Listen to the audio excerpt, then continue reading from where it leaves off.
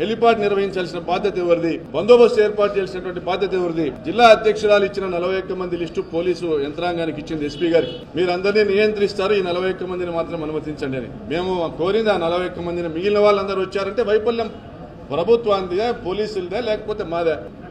ఎద్దు ఏనిందంటే గాడిలో కట్టేయమని చెప్పినారంట గతంలో పెద్దలు. మరి ఈ జిల్లాలో ప్రజలు అందరూ చూస్తా ఉన్నారు, మీరు కూడా చూస్తా ఉన్నారు. విజయ్ కుమార్ డిఎస్పీ గారు మాకు మైక్ ఇచ్చి ప్రజల్ని మేమందరూ, నేను రోడ్లో కూర్చుంటాను, మీరు కూడా రోడ్లో కూర్చోండి, అందరూ రాండి, హెలిప్యాడ్ మీదకి పోవద్దండి, హెలిప్యాడ్ మీదకి పోతే ల్యాండింగ్ అవ్వడం కష్టమవుతుందని నేను మాట్లాడిన వీడియోలు ఉన్నాయి, ఫోటోలు ఉన్నాయి. సాక్షి దినపత్రిక మరుసటి రోజే దాన్ని పబ్లిష్ చేసింది, సాక్షి టీవీలో వచ్చినాయి. మిగిలిన ఈ మధ్య బిగ్ టీవీ కూడా వేసినట్లుంది. మిగిలిన ఛానల్ కూడా వాస్తవాన్ని ప్రజల దృష్టిలోకి తీసుకొని రావాలా.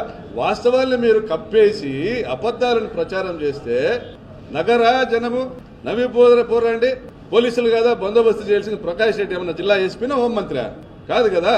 చంద్రబాబు నాయుడు గారు హోంమంత్రి, అనిత గారు, చంద్రబాబు నాయుడు గారు ల్యాండ్ ఆర్డర్ చూస్తారు, ముఖ్యమంత్రి గారు, అనిత గారు హోంమంత్రి, జిల్లా ఎస్పీ గారు ఉన్నారు. వాళ్ళు చూడాల్సిన బాధ్యతలు కూడా మీ వైఫల్యం వల్ల మా జగనన్నకు ప్రాణహాని కలుగుతా ఉందని మేమంతా గగ్గోలు పెడితే, మా వైఎస్ఆర్ కాంగ్రెస్ పార్టీ కేంద్రం దృష్టికి, సుప్రీంకోర్టు దృష్టికి మా అధినాయకుని భద్రత గురించి మాట్లాడేటువంటి పరిస్థితి వస్తూ ఉంది. కాబట్టి దాన్ని తప్పించడానికి, మా జగనన్నకు భద్రతను ఇవ్వకుండా తప్పించడానికి, ఆయనకు అపాయం కల్పించడానికి ఒక కుట్రపూరితమైన ఉద్దేశంతో లేదు, ఇదంతా ప్రకాష్ రెడ్డి చేసినాడని నా మీద డైవర్ట్ చేయడం.